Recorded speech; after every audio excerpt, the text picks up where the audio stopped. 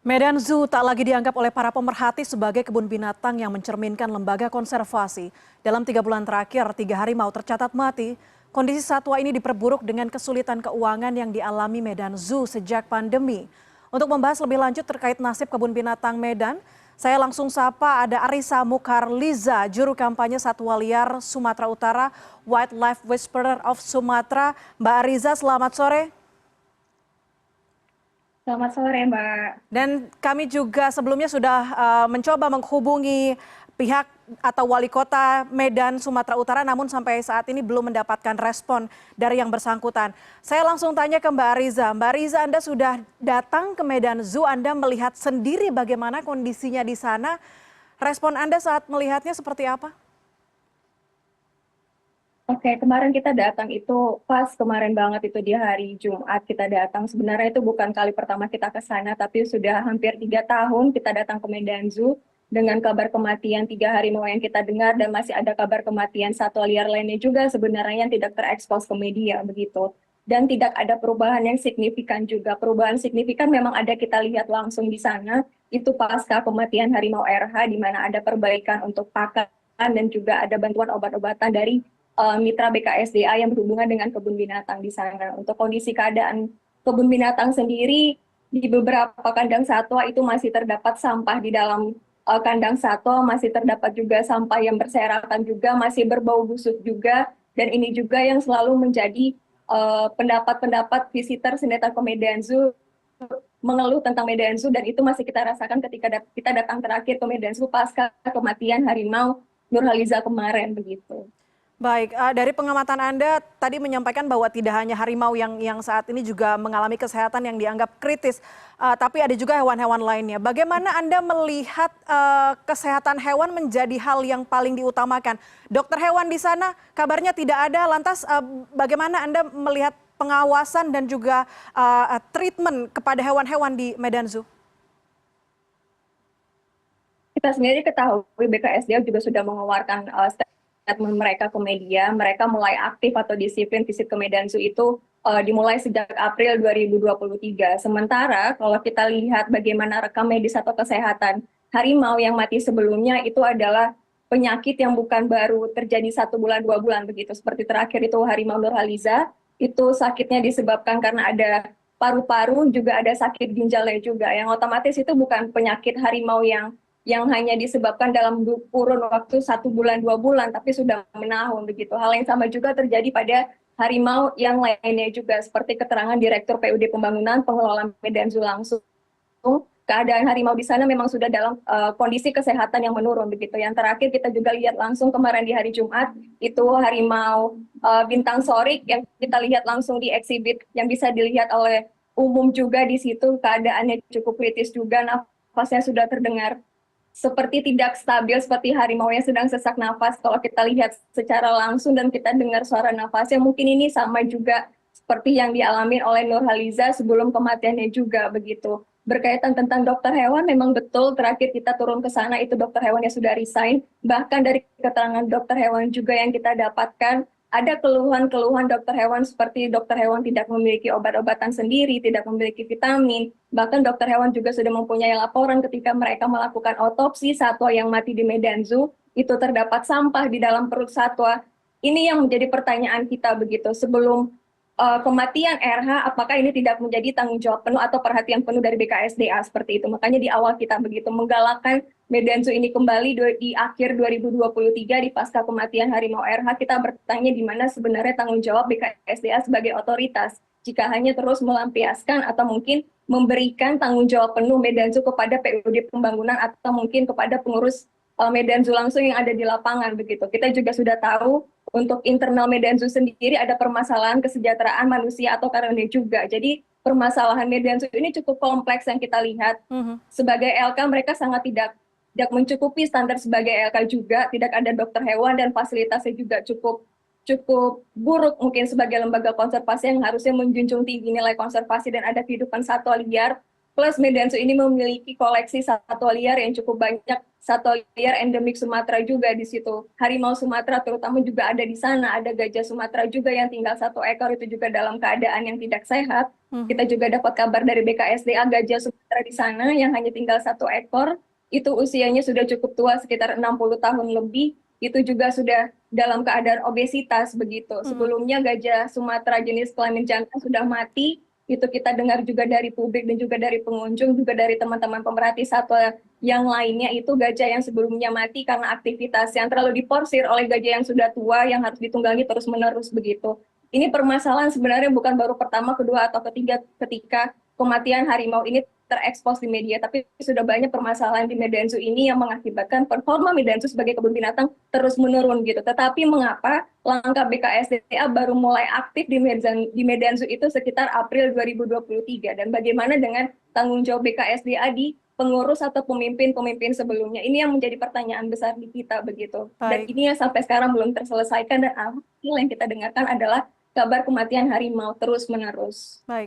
Meskipun ada klaim bahwa sudah ada tim bentukan dari BBKSDA, kemudian dari Perhimpunan Dokter Hewan Indonesia yang juga bergabung untuk ikut memantau, ikut mengawasi hewan-hewan di sana, Mbak Ariza, artinya walaupun tidak ada dokter hewan, apakah ini tetap layak disebut sebagai lembaga konservasi walaupun tadi BBKSDA ikut campur tangan akhirnya?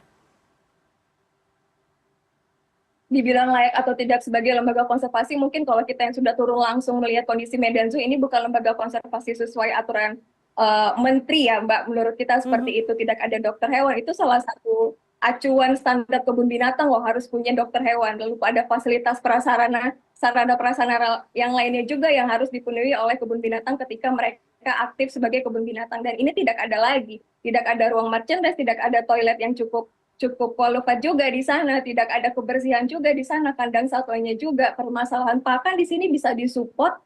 Kita ketahui Medan Zoo sudah close untuk vendor itu di November 2023, dan selanjutnya dibantu oleh Perhimpunan Kebun Binatang se-Indonesia itu start di 1 Desember 2023. Kita Mhm. juga dapat informasi bantuan dari PKBSI ini hanya untuk 3 bulan, artinya hanya tersisa 2 bulan lagi dan akan berakhir di Februari. Selanjutnya bagaimana untuk pakan dan obat-obatan satwa yang ada di Medan Zoo? Kita juga lihat kemarin dengan bantuan pakan yang nilai nutrisinya bertambah tapi tidak didukung oleh kebersihan lingkungan. Alhasil, pakan yang dengan nilai nutrisi bagus ini ketika diletakkan di dalam kandang satwa ya tetap terkontaminasi juga, misalkan terkontaminasi oleh lalat itu. Dan ini juga salah satu concern yang seharusnya menjadi perhatian pemerintah untuk tidak memperlihatkan kondisi buruk Medan Zoo sebagai lembaga konservasi kepada publik dengan terus masih diaktifkannya operasional Medan Zoo ini untuk dikunjungi visitors. Baik, kita berbicara soal manajemen, manajemen pakan, manajemen hewan, termasuk dengan karyawan dan operasional. Ini kan artinya unit usaha yang dipegang oleh PUD ini tidak bisa berjalan pada akhirnya sejak pandemi karena masalah keuangan. Bagaimana Anda melihat kesulitankah pemerintah kota untuk bisa menggait investor untuk bisa mengembangkan Medan Zoo? Iya, kita sudah mendengar kesulitan PUD Pembangunan sebagai badan pengelola sendiri itu ketika masih di direkturnya sebelumnya, ex-nya itu ya, Pak Gerald namanya, kita sudah mendengar langsung dari beliau bagaimana tantangan beliau untuk menghandle Medan Zoo ini dan harus menghandle unit bisnis Kota Medan lainnya juga begitu. Memang benar ada satu unit bisnis yang profitnya terus berjalan, tetapi satu unit bisnis yang profitnya terus berjalan ini pun tidak dapat menyelesaikan bukan hanya gaji karyawan di Medan Zoo, tapi juga gaji karyawan di PUD Pembangunan begitu. Jadi keluhan gaji ini yang kita dengar langsung dari direktur sebelumnya, ini bukan permasalahan di Medan Zoo saja, tapi juga di PUD Pembangunan juga begitu. Dan mereka juga menjelaskan ke kita juga melalui upaya ABCD yang sudah dilakukan, jika mereka hanya berjalan sendiri dan diminta oleh wali kota untuk terus secara tunggal mengurus Medan Zoo, mereka pun tidak sanggup. Artinya mereka butuh bantuan yang lain. Tetapi ketika mereka diminta untuk mencari investor dengan keadaan Medan Zoo yang tidak ada perubahan, ini pun menjadi tantangan baru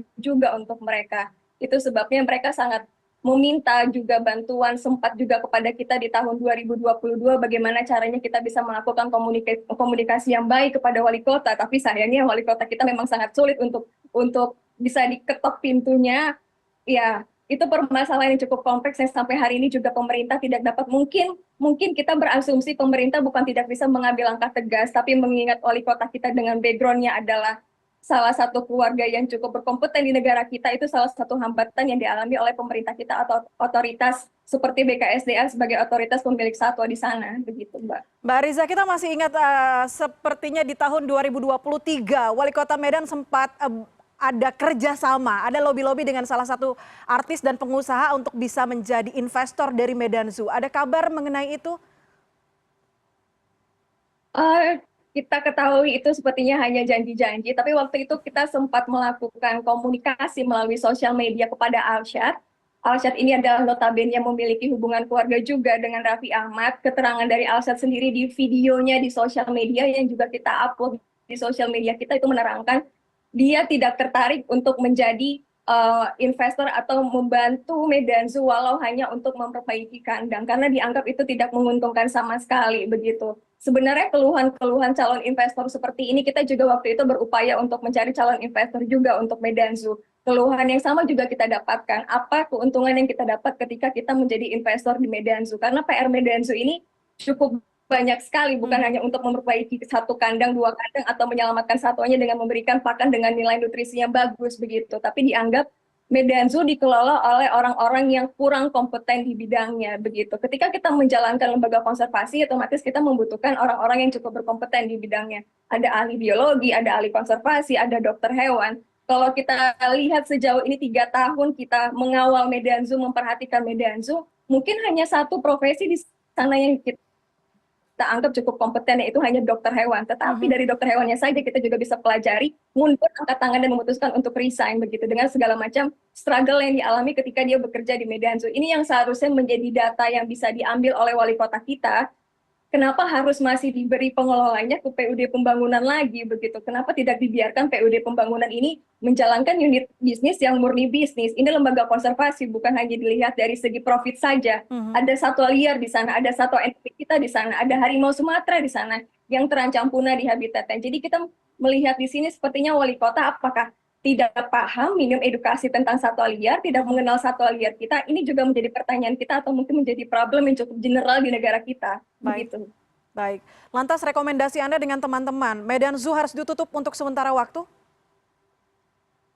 Iya, kita meminta ditutup sementara waktu. Jika BKSDA tidak berani untuk memutuskan tutup Medan Zoo, cabut izin LK-nya, oke, bagaimana kalau kita tutup Medan Zoo untuk sementara agar tidak dilihat oleh publik? Kenapa kita meminta untuk ditutup sementara ini adalah menjaga reputasi satu upaya konservasi yang diusahakan oleh berbagai pihak untuk menyelamatkan harimau Sumatera, orang utan, gajah, dan satwa liar endemik lainnya yang ada di Medan Zoo begitu. Banyak pihak-pihak yang berupaya untuk memperjuangkan konservasi satwa liar. Jangan sampai Medan Zoo dengan kebobrokannya dapat menjadikan nilai konservasi atau upaya konservasi di negara kita menjadi buruk di mata dunia. Itu alasan kenapa kita meminta tutup Medan Zoo dan jangan pertontonkan kejelekan Medan Zoo kepada publik yang tidak paham sebenarnya bagaimana problem-problem yang terjadi di Medan Zoo ini begitu. Hal ini sebenarnya sudah bisa kita lihat nggak langsung dengar bagaimana pengunjung di sana, tapi bagaimana para warganet memberi komentar di sosial media, Mbak. Baik, tapi kita harapkan dengan adanya publikasi dari masyarakat Kota Medan mengenai Medan Zoo ini kemudian bisa viral di lini masa, di media sosial juga bisa akhirnya menggerakkan bagaimana tadi pemerintah termasuk pemerintah kota bisa langsung turun tangan membantu dan juga mengembangkan Medan Zoo.